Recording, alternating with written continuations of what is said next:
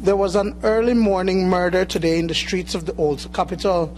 30-year-old Mervin Anthony Underwood was shot and killed as he waited for transportation to work. Underwood had just left his house on Water Lane in Belize City and stood at the corner of Cemetery Road and Collett Canal when a lone gunman fired several shots at him. He was hit to the head and died within seconds. Former co-workers heard the blasts as the bus approached the stop, but never did they think Bigger was the target.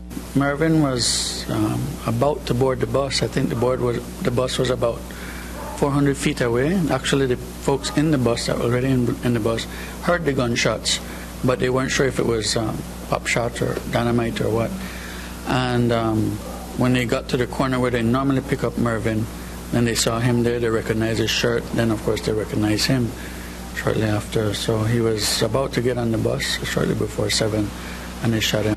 Police arrived shortly after to process the scene. When police went to the scene, they saw a male of dark complexion who was identified later as 32-year-old Mervin Anthony Underwood, lying in the vicinity of the Pound Yard Bridge, apparently dead, with an apparent gunshot wound to the head.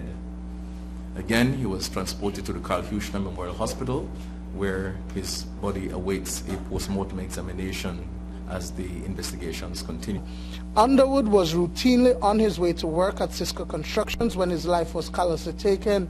But although he has been through a lot in his young life, that is, losing 2 brothers to gun violence and surviving a shooting back in March of 2005, he was the soils lab technician at the construction company.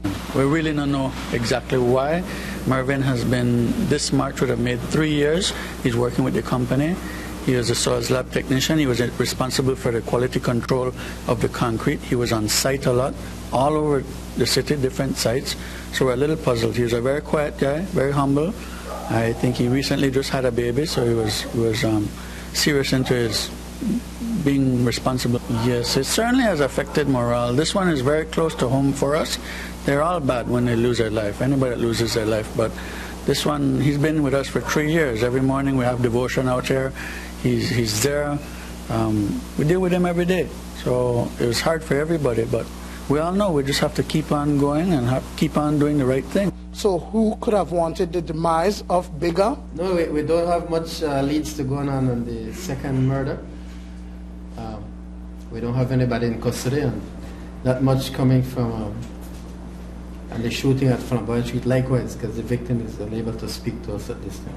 The murder this morning, the deceased was a family member to a person from the Abra area. That is all that we have. And again, we are recording statements for that case as we speak and see if we can come up with any suspect. Dwayne Moody for News 5.